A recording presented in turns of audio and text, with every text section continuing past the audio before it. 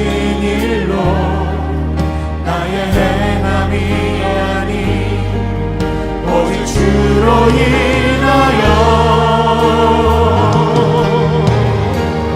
너는 오늘 기억하시는 이름 없는 곳과 강에 바다에 있는 파도 안개와 같지만 주는 나를 붙드시고 부르짖음 들으시며 날 귀환하시네. 주님은 나의 죄를 보시고 사랑의 눈으로 날 일으키시네. 바다를 잠잠하게 하시듯 내 영혼의 복음 조용케 하시네. 나로 인함이 아닌 주가 행하신 일로 나의 행함이 아닌 오직 주로 인하여 나는 오늘 피어나시는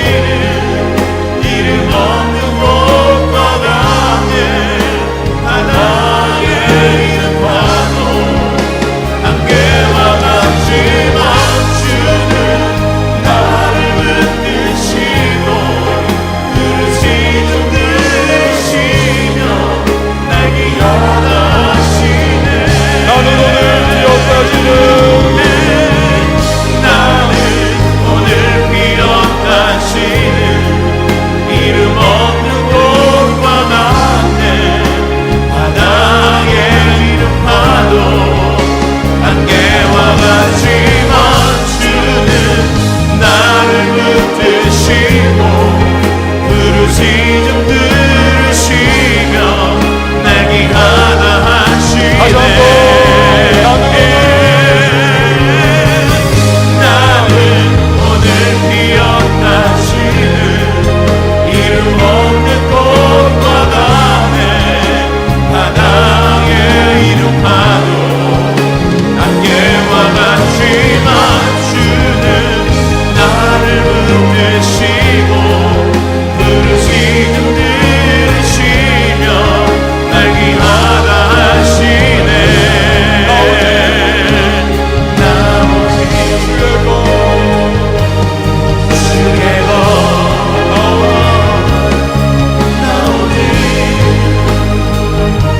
나는 오늘 기억하시는 이름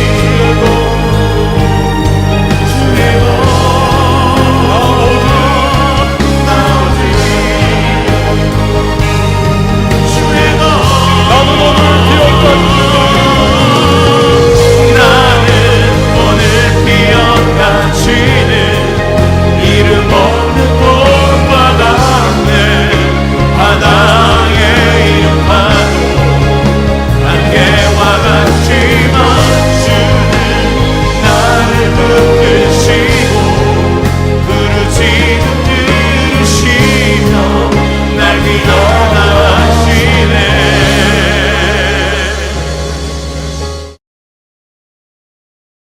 이 시간에 함께 보실 하나님의 말씀은 어제의 큐티 본문입니다. 신명기 8장 11절에서 20절 말씀, 신명기 8장 11절에서 20절 말씀 보도록 하겠습니다. 교독합니다. 내가 오늘 내게 명하는 여호와의 명령과 법도와 규례를 지키지 아니하고 내 하나님 여호와를 잊어버리지 않도록 삼갈지어다. 내가 먹어서 배부르고 아름다운 집을 짓고 거주하게 되며 또 내 소와 양이 번성하며 내 은금이 증식되며 내 소유가 다 풍부하게 될 때에 내 마음이 교만하여 내 하나님 여호와를 잊어버릴까 염려하노라. 여호와는 너를 애굽 땅 종되었던 집에서 이끌어내시고 너를 인도하여 그 광대하고 위험한 광야 곧 불뱀과 전갈이 있고 물이 없는 간조한 땅을 지나게 하셨으며 또 너를 위하여 단단한 반석에서 물을 내셨으며 내 조상들도 알지 못하던 만나를 광야에서 내게 먹이셨나니 이는 다 너를 낮추시며 너를 시험하사 마침내 내게 복을 주려 하심이었느니라. 그러나 내가 마음에 이르기를 내 능력과 내 손의 힘으로 내가 이 재물을 얻었다 말할 것이라. 내 하나님 여호와를 기억하라. 그가 내게 재물 얻을 능력을 주셨음이라. 이같이 하심은 내 조상들에게 맹세하신 언약을 오늘과 같이 이루려 하심이니라. 내가 만일 내 하나님 여호와를 잊어버리고 다른 신들을 따라 그들을 섬기며 그들에게 절하면 내가 너희에게 증거하노니 너희가 반드시 멸망할 것이라. 여호와께서 너희 앞에서 멸망시키신 민족들 같이 너희도 멸망하리니 이는 너희가 너희의 하나님 여호와의 소리를 청종하지 아니함이니라. 아멘. 이 시간에도 우리를 주님의 전으로 불러주시고 또 기도케 하시니 감사합니다. 하나님 아버지의 그 크신 사랑과 긍휼과 자비를 힘입어 나왔습니다. 무릎 꿇어 기도하며 나아갈 때에 성령께서 우리의 마음과 심령을 붙들어 주시고 하늘의 문을 열어주시며 우리 간구하는 모든 소망들 주님의 풍성한 은혜를 따라 응답의 역사로 함께해 주실 줄 믿습니다. 약한 자 강하게 하시고 또한 힘들고 마음이 어지러운 자 주께서 평강을 허락해 주시고 오늘도 이 시간에 주님을 만나는 복된 시간 되게 하여 주셔서 다시 한번 하루를 힘차게 전진할 수 있는 주님의 사람들이 되게 하여 주시옵소서. 말씀을 통하여 주의 뜻을 깨닫게 하시고 그 말씀 붙잡고 기도하며 나갈 때에 하늘문 열어 응답하시고 우리의 구하는 것이나 생각하는 것에 넘치는 풍성한 역사 베푸실 하나님을 경험하는 복된 하루가 되게 하여 주시옵소서. 귀한 예물 구별하여 올려드립니다. 우리의 믿음 담고 땀과 시간 정성 인생의 귀한 결정체로 예물을 올려드릴 때 간절한 기도의 제목도 주 앞에 또한 함께 예물과 봉헌합니다. 주께서 받으시고 하늘에 신령한 은혜와 땅에 기름진 복을 더하시며 거룩한 부자의 복을 허락하여 주시옵소서. 그 기도의 감사의 제목마다 주께서 더한 기도와 감사의 제목으로 응답하여 주실 줄 믿습니다. 하나님 이 시간에도 섬기는 반주자에게 복을 허락하시고 그 마음과 심령 속에 하나님이 주시는 신령한 은혜가 늘 넘쳐날 수 있도록 주여 복을 허락하여 주시옵소서. 이후의 모든 시간을 성령께 맡겨드리며 예수님의 이름으로 기도합니다. 아멘. 아프리카에서 의료 선교를 하시던 람비 박사라고 하는 분이 계십니다. 어느 날 이분이 물살이 굉장히 센 그러한 냇가를 건너게 되었다는 것입니다. 이상한 광경을 봅니다. 원주민들이 모두 근처에서 무거운 돌을 하나씩 다 들고는 얻기 위해 얹더라는 것입니다. 그리고는 냇물을 건너는 겁니다. 저 사람들이 왜 저러나. 람비 박사는 자신도 냇물을 건너게 될 때야 이유를 알게 됩니다. 물살이 너무 빨랐던 겁니다. 들어서자마자 휘청하면서 도저히 건널 수가 없는 상황입니다. 하는 수 없이 그래서였구나. 이분도 역시 큰 돌을 들어서 어깨 위에 얹습니다. 다시 들어갔더니 그 돌의 무게 때문에 물살을 견디면서 휩쓸리지 않고 냇물을 건널 수가 있었다는 것이죠. 무거운 돌을 어깨 위에 짊어진다. 이것은 힘들고 귀찮은 일입니다. 하지만 그것이 자신을 지키고 살리는 일이었다는 것입니다.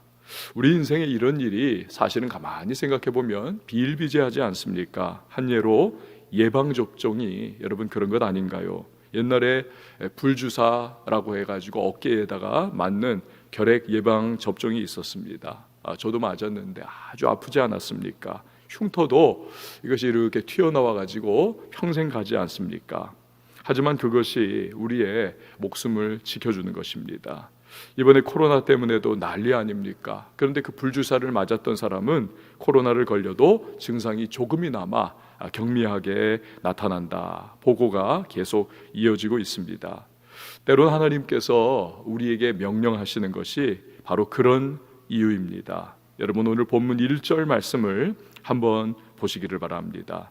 내가 오늘 네게 명하는 여호와의 명령과 법도와 규례를 지키지 아니하고 내 하나님 여호와를 잊어버리지 않도록 삼갈지어다. 여기서 명령과 법도와 규례라고 하는 것들은 모두 하나님의 율법, 즉 말씀을 일컫고 있습니다. 그럼 왜 말씀을 잊지 않도록 삼가라 하십니까? 무언가를 삼가야 하는 것, 조심해야 하는 것, 피곤한 일입니다. 귀찮습니다. 새 장 안의 새는 언제든지 새 장을 박차고 날아가고 싶어하는 것과 같이 우리 인간은 어떤 존재입니까? 나를 얽어매고 있는 것들, 언제나 탈피해버리고 싶어하는 존재가 바로 사람입니다. 하지만 말씀을 잊지 않도록 삼가는 그것이 나를 지켜주고 보호해주는 하나님이 주신 축복을 놓치지 않는 비결이기 때문이라는 것입니다. 오늘 본문 전체에서 하나님은 바로 그것을 우리에게 말씀을 하고 계십니다. 앞으로 하나님은 이스라엘 2세대 백성들에게 가나안 땅을 허락해 주실 것입니다. 그들은 하나님의 은혜를 힘입어서 정복전쟁에서 승리할 겁니다. 지파들이 다 땅을 나누어서 할당된 땅에 들어가서 사는 날이 올 겁니다. 누리는 날이죠. 그러면 어떤 일이 일어날까? 12절에서 14절 말씀 상반절까지를 우리 한번 보도록 하겠습니다. 12절 말씀입니다. 내가 먹어서 배부르고 아름다운 집을 짓고 거주하게 되며 또 내 소와 양이 번성하며 내 은금이 증식되며 내 소유가 다 풍부하게 될 때에 내 마음이 교만하여 내 하나님 여호와를 잊어버릴까 염려하노라. 하나님은 이스라엘 약속하신 젖과 꿀이 흐르는 땅 가나안의 풍족함과 여유로움을 누리게 될 때에 이스라엘이 교만해지고 하나님을 잊을까 염려하고 계십니다. 하나님은 부패한 인간 심성을 너무나 잘 알고 계시는 하나님이십니다. 그럼 그들이 잊지 말아야 할 분, 즉 하나님은 어떤 분일까요? 14절 하반절에서 16절 말씀까지 보도록 하겠습니다.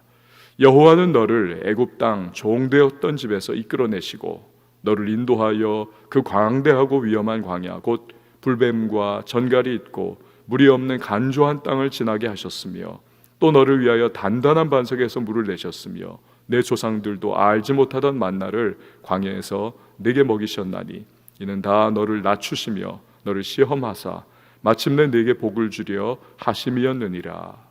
하나님은 이 말씀에 의하면 구원의 하나님이시지요. 애굽 땅 종되었던 곳에서 그들을 이끌어 내신 하나님이십니다. 구원의 하나님. 또 하나님께서는 인도해 주셨습니다. 광야 40년을 지금까지 그들을 이끌어 주신 하나님이십니다. 그들이 지나온 땅에는 불뱀이 있었습니다. 민수기 21장에 불뱀 사건이 있죠.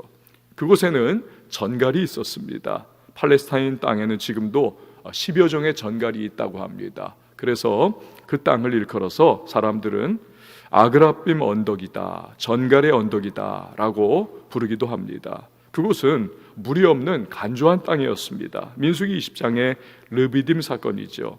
이런 고달프고 죽을 수밖에 없는 광야 기간 내내 하나님은 그들을 지키시고 인도해 주신 하나님이십니다. 게다가 하나님은 공급의 하나님이셨습니다. 신령한 음식인 만나를 하루도 빠짐없이 내려주셨습니다. 살게 해주셨습니다. 하나님은 이렇게 구원의 하나님이시고 또 지켜주신 하나님이시고 공급의 하나님이셨습니다. 그럼 왜 하나님께서 그들을 이렇게 좋으신 하나님이 광야 40년을 세월을 보내게 하셨는가? 그것은 그들을 낮추시고 시험하사 마침내 복을 주려고 라고 기록을 하고 계십니다. 낮추시고 시험하사 결국에는 복을 주려 하시는 하나님. 사람은 어떤 사람입니까? 막다른 골목에 딱 접해봐야 그 본심이 그대로 나오는 존재가 바로 사람입니다. 베드로를 보십시오. 나는 주님을 절대로 떠나지 않겠습니다. 호언장담합니다. 위기가 막상 닥쳐오니까 어린 여종의 말에 펄쩍 뛰면서 나 예수 몰라 3번이나 부인합니다. 새벽닭이 울자 그제서야 내가 이런 놈이었구나 막 땅을 치면서 통곡을 하지 않습니까?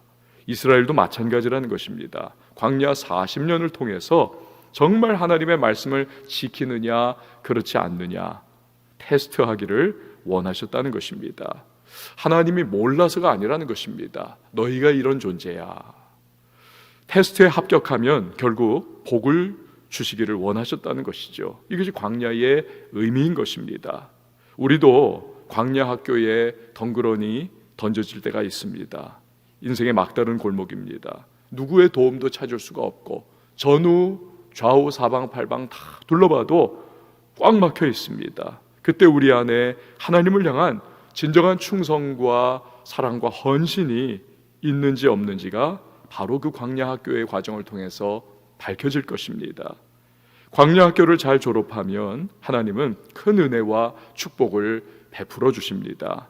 많은 사람이 이 광야 학교에서 낙제를 했습니다. 여러분 혹시 광야이십니까?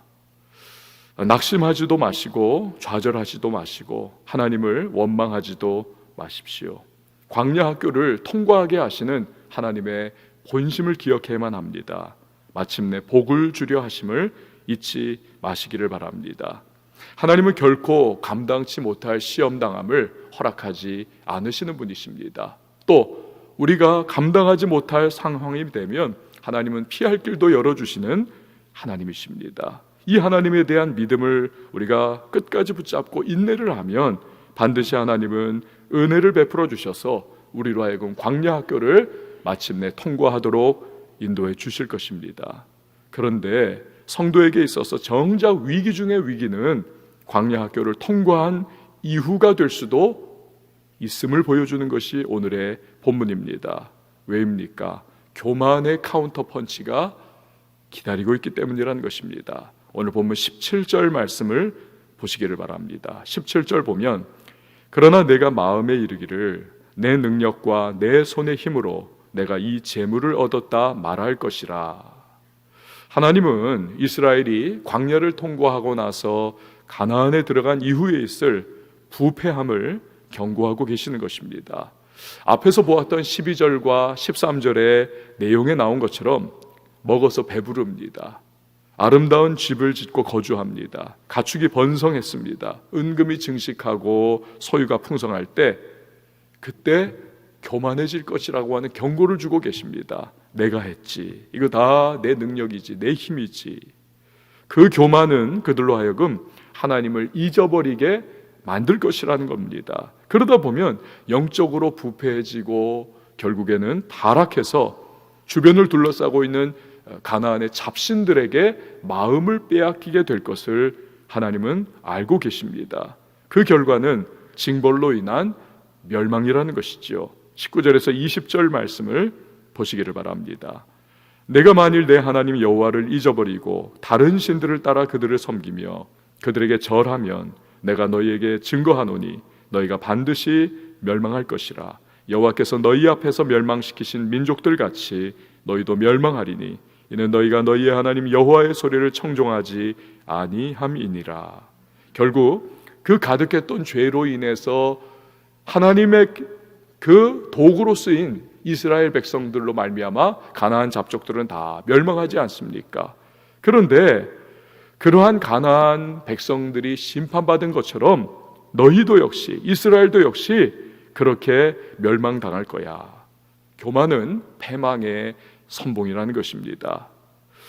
오늘의 본문을 다루고 있는 생명의 삶 큐티에 이렇게 쓰여 있는 글들이 있습니다. 그 중에 한 줄 묵상이라고 하는 그러한 글이 있습니다. 거기에 보니까 이런 문장이 기록이 되어 있었습니다. 멸망은 하나님을 잊어버리는 자들에게 적용되는 공식이다. 멸망은 하나님을 잊어버리는 자들에게 적용되는 공식이다. 이건 공식이라는 것입니다. 하나님을 잊어버리고 교만함으로 빠져들어가는 사람들은 반드시 멸망하게 되어 있다는 것이지요. 여러분, 우리가 교만해서 하나님의 말씀을 떠나면 우리에게도 이것은 그대로 적용되는 공식인 것입니다. 그러므로 우리는 날마다 겸손해야만 하겠습니다. 우리의 고백은 18절 말씀과 같아야 한다는 것입니다. 18절에 보면 내 하나님 여호와를 기억하라. 그가 내게 재물 얻을 능력을 주셨음이라. 이같이 하심은 내 조상들에게 맹세하신 언약을 오늘과 같이 이루려 하심이니라. 무엇입니까? 주님, 내가 누리고 있는 모든 것은 내가 잘나서 얻었거나 내 힘이 탁월해서 내가 가질 수 있었던 것이 아닙니다. 다 하나님이 주신 것이고 하나님의 은혜이고 하나님께서 하셨습니다. 이게 바로 우리의 고백이어야 한다는 것입니다. 여러분, 그럴 때 우리는 끝까지 하나님의 은혜를 누릴 수가 있는 것입니다. 어떤 분이 수백 년 된 느릅나무를 키우고 있었습니다. 거센 폭풍과 비바람에도 끄떡없던 나무입니다. 그런데 어느 날 아침 보니까 바람 하나도 불지 않는 너무너무 고요한 그러한 평화로운 아침, 갑자기 우직근 소리가 나서 밖을 내다보니까 그렇게 아끼던 느릅나무가 굵은 가지가 뚝 부러져 있는 겁니다. 너무 이해가 되지 않아서 정원사를 불렀다고 합니다. 정원사가 이유를 말해 주었다고 합니다. 바람 하나 없었던 것이 그게 문제였다고. 지난밤에 내린 이슬이 나무 위에 가득하게 얹혀 있었습니다. 평소 같으면 바람도 불고 흔들려가지고 이슬이 대부분 두두둑 다 떨어져 내렸을 텐데 오늘 아침은 바람 하나 없이 너무나 고요하기 때문에 이슬이 나무 위에 그대로 얹혀 있었다는 겁니다. 결국 그 무게가 나무를 뚝 가지를 부러뜨린 거라고 합니다. 눈송이도 너무나 여러분 콧바람에도 날아가는 그러한 가벼운 것 아닙니까? 그러나 그 눈송이도 쌓이면 비닐하우스가 폭삭 무너지는 것과 마찬가지죠.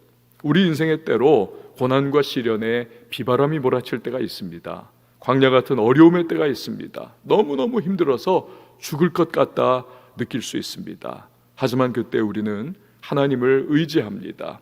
그리고 하나님께서 우리를 이끌어 주시고 공급해 주시고 보호해 주십니다. 가나안과 같은 평안함이 찾아왔을 때 그때가 위험한 것입니다. 교만해질 수 있기 때문입니다. 평안하다 하면서 하나님을 잊고 잘 먹고 잘 살다가 진짜로 한 방에 망할 수가 있는 것이죠. 그래서는 안 되겠습니다. 여러분, 우리는 끝까지 겸손해야 할 줄 믿습니다. 하나님을 인정해 드려야만 합니다. 주님이 하셨습니다. 이 고백과 함께 우리는 살아가야만 하는 것입니다. 그럴 때 끝까지 은혜의 손으로 주님 우리를 붙잡아 주시는 것입니다. 성도의 축복은 겸손함으로 하나님과 동행하는 삶인 것입니다. 우리 시간에 함께 찬양하고 기도하도록 하겠습니다. 날이 저물어 갈 때, 빈들에서 걸을 때, 그때가 하나님의 때, 내 힘으로 안 될 때, 빈손으로 걸을 때 내가 고백해 여호와 이래. 주님이 일해 주실 것입니다. 날이 저물어 갈 때, 빈들에서 걸을 때, 그때가 하나님의 때. 내 힘으로 안 될 때, 내 힘으로 안 될 때, 빈손으로 걸을 때 내가 고백해 여호와 이래. 주가 일하시네. 주가 일하시네. 주가 일하시네. 주께 아끼지 않는 자에게 주가 일하시네. 주가 일하시네. 신뢰하며 걷는 자에게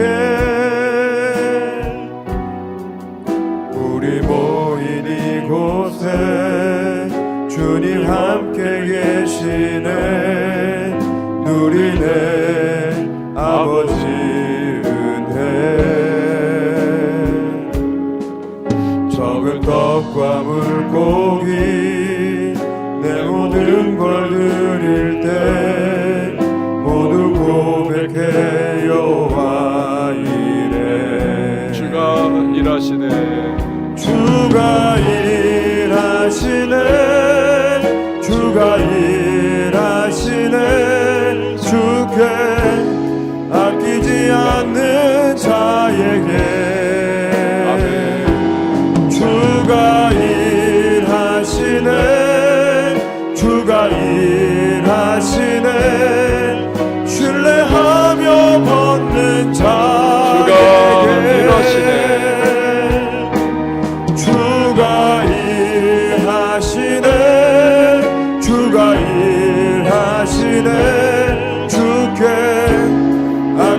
않는 자에게 주가 일하시네 주가 일하시네 신뢰하며 얻는 자에게. 우리 시간에 함께 기도하며 나갈 때에 우리의 회복은 하나님의 은혜를 온전히 붙잡을 때 시작이 되는 것입니다. 여전히 나의 공로를 내세우는 교만함을 우리 회개하기를 원합니다. 모든 것이 주님의 은혜였습니다 고백하고 하나님이 하셨습니다. 그것이 우리의 삶의 고백이 될 수 있기를, 날마다 그 은혜 부여잡고 살아가는 겸손한 인생으로 하나님의 베푸시는 축복과 은총이 떠나지 않는 삶을 살 수 있도록 주여 도와달라고 우리 기도해야만 하겠습니다. 은혜를 붙잡고 겸손하게 나가게 하소서. 아울러 성령 충만한 주님의 사람들로 나아갈 수 있도록 주여 도와달라고 이 시간 우리 다 같이 주님의 이름 한번 외치고 통성으로 기도하도록 하겠습니다.